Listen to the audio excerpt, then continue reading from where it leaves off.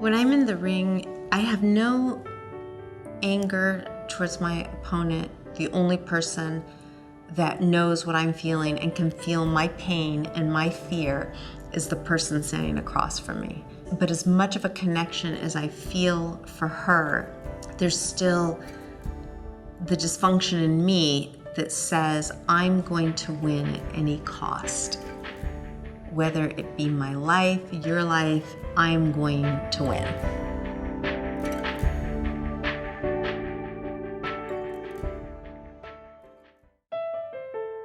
I was about 3 or 4 when I first felt that something was different about me. We were living in Arizona, and one of the kids in the apartment complex was about to do some jump on a bicycle, and so the whole neighborhood was about to go watch. Something in my brain just kept saying, no, go to the other side of the street. That'll be better. That'll be better. And so I went running over to the other side of the street, and then my brain said, no, go to the other side. The other side is better. And my brain just kept going back and forth, back and forth. So I kept running back and forth until finally I was hit by a car and the bike at the same time. And that would kind of set the tone for the rest of my life. When I was 6 years old, my dad put me in Taekwondo because he was in love with the martial arts. I had a kind of dysfunctional father. He really forced me into the sport, and I just did it because I had to. I didn't really love it until I became an adult. And that's when I really started competing, was after I got sober. My father was an alcoholic, and I wanted to see what he loved so much about alcohol, what it did for him. I was curious. And so one night when they weren't home, I broke into the liquor cabinet and took my first drink. It was an instant addiction. One of my lowest points would be after I overdosed, and I was about 13 years old.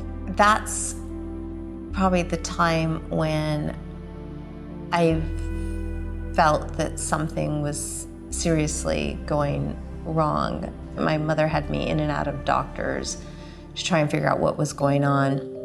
I'd be walking through the school halls and things were moving, shifting about, and I couldn't distinguish between what was real and what wasn't.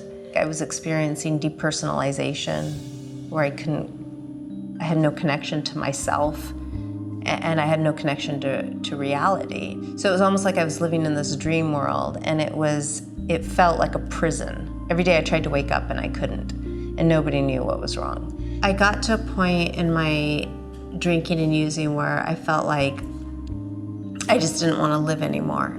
And I remember I was in the car and I was loaded, and I stopped at a payphone to call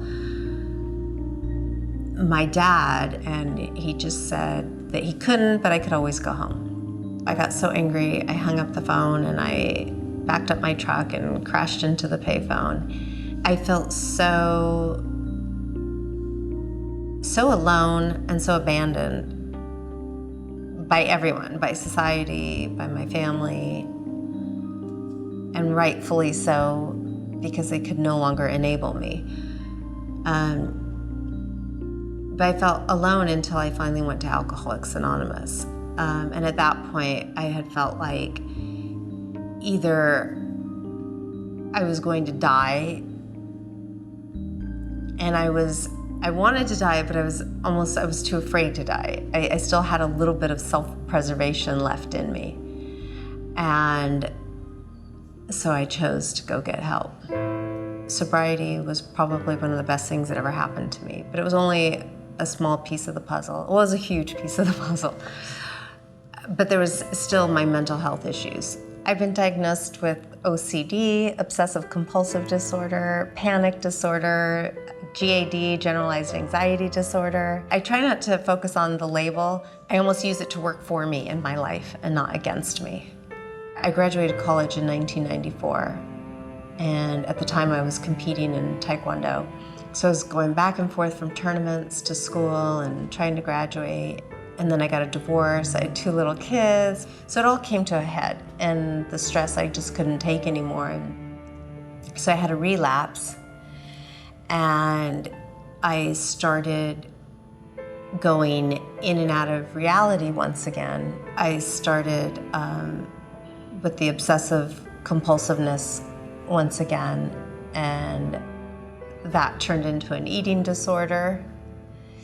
So while I was sober, I wasn't using drugs or alcohol, I was still finding ways to self-medicate.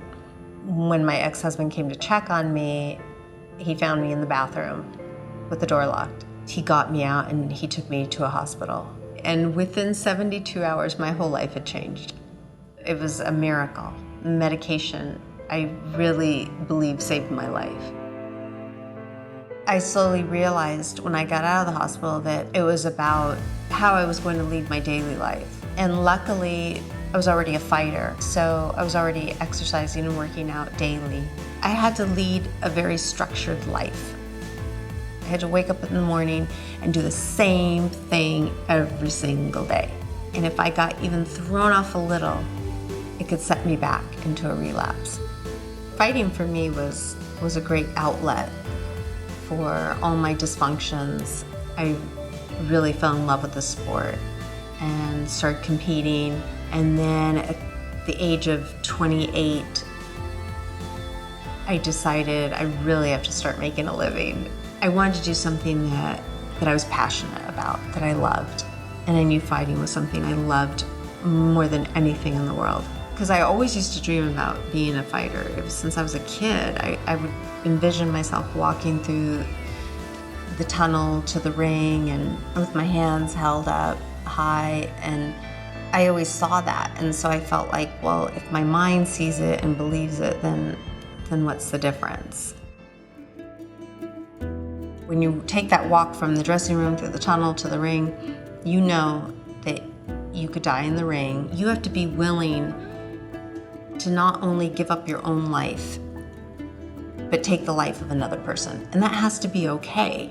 When we're about to knock someone out and we're punching them and beating on them, there's nothing in our head that says, oh, stop, back up.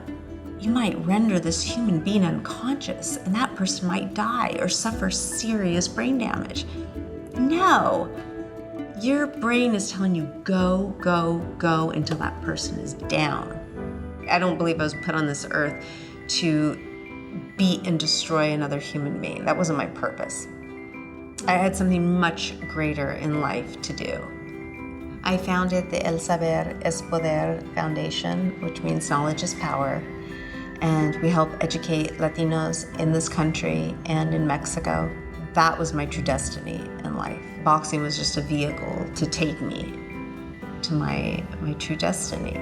This is what's significant in life. No matter what you have, or what obstacle you have to overcome, it's possible. Anything is possible. And that you should never, ever give up hope. Because if I didn't have that, the hope that one day I would be better and one day I would be a success, if I didn't have that to hang on to, I don't know where I would be. The message that I try to give kids now is that no matter what anybody says, only you have the power to change your life. And I want them to know that there's nothing to be ashamed of, because there's so many people that suffer from these illnesses. I don't even like to call them illnesses, because to me, it was a gift. If I had the choice to give up my disorder or my illness, would I? No, because it's given me so much. And it made me who I am today, and it's given me everything that I have today. And so I would rather be like this than not.